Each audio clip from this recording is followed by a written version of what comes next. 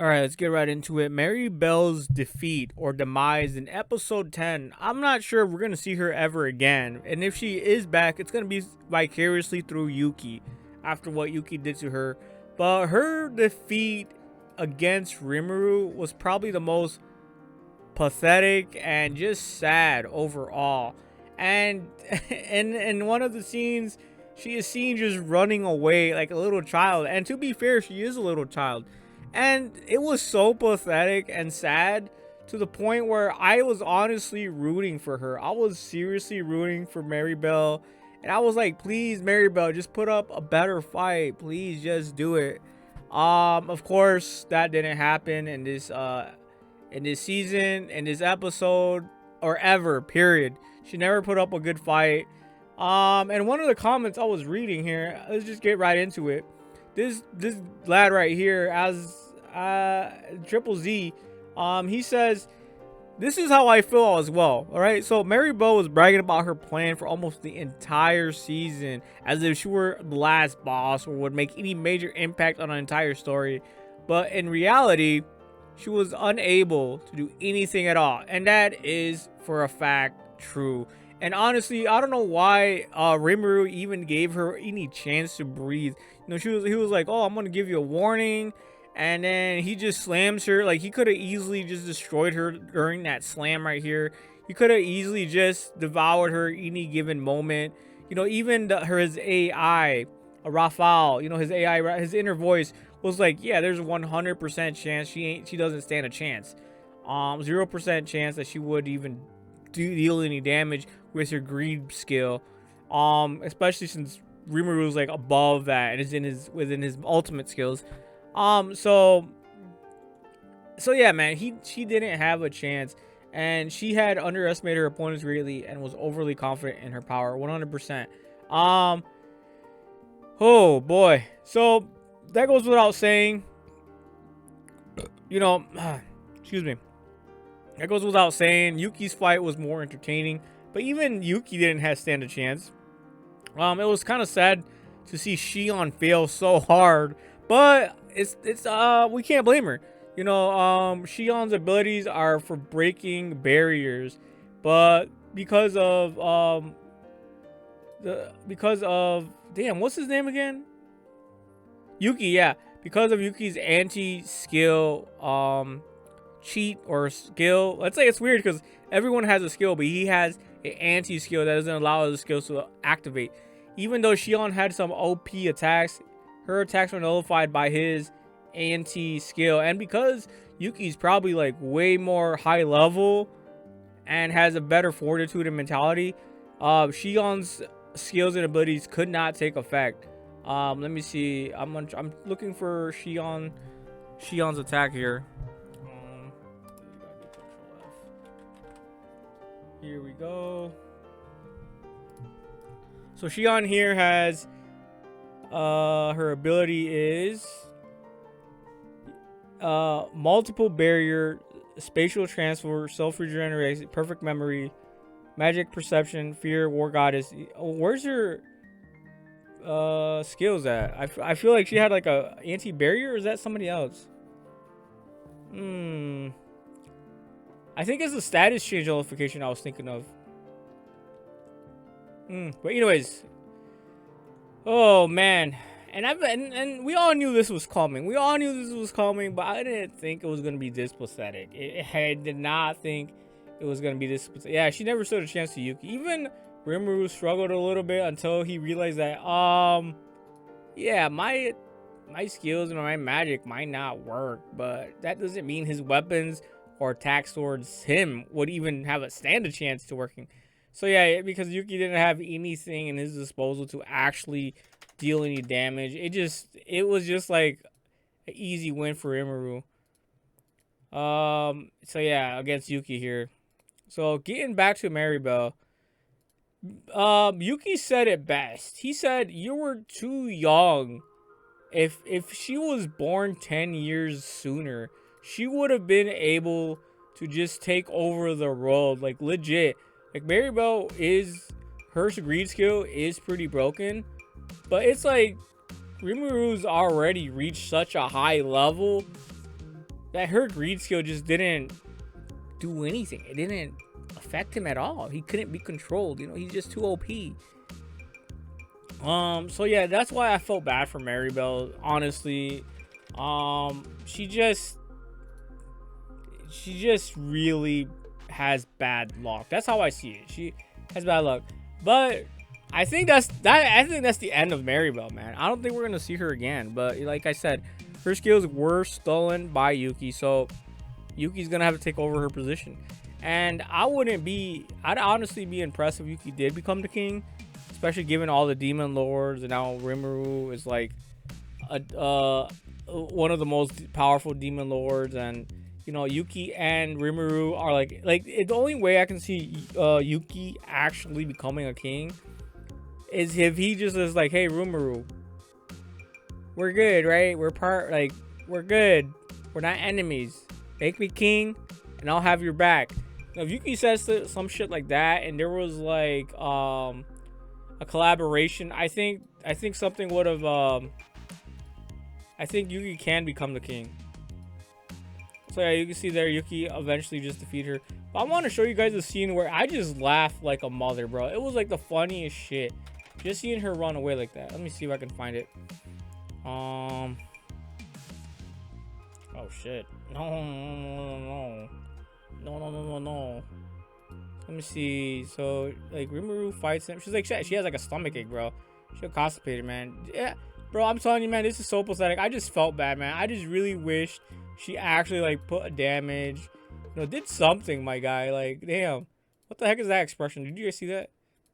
I can't lie though, man. She is cute, even in defeat. Let's see. So right here, they start laughing as if she still had like the upper hand because of Yuki. So here, I think this is right here where she like runs away. Yeah, right here. This is the scene, man. This is like the funniest shit I've ever seen in my life. All right, now let's see. We gotta analyze this panel here. Slow it down a little bit. In the meantime, I'm gonna look at more comments here by Myanimelist. So let's see who has a good. Maybe Phantom has some good feedback here. So yeah, this was an amazing episode. Pretty much the whole arc is Maribel underestimated Rimuru pretty much, and Yuki at that because she was insanely overconfident of her own power. Yep. Also because of look at her run, my guys. Pathetic. I should make that a thumbnail, but nah. She probably would have been way stronger. Yeah, if Maribel was born. Yeah, echoing what I just said. I mean, she would have still lost because Rimuru was a complete anomaly in this role, but I imagine it would have been harder for him. 100%. Best arc seems to be wrapping up. Presumably the next episode. I assume Rimuru Moon versus Chaos Dragon will be the next episode. This episode has some good animation. The sound effects were really good, and I love the OSC. Okay, not bad. Yeah, the shot of the goat right before he powered up to fight Maribel. Let's see what Nate has to say. He usually has some good insight here. Gonna read like one of his paragraphs. All the planning to go out so sad. Yes, 100%. Like I said in the beginning of the video, very sad, man.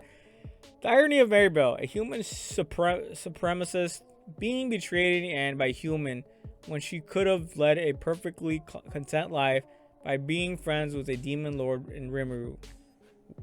Yeah, I mean, to be fair, that's what everyone wanted, and Maribel just ignored the fuck out of it. Also know how easily Yuki kills a child. Oh, okay, man. Okay. I mean, Maribel's technically, yeah, she's a kid, but that's all right. We'll leave that there.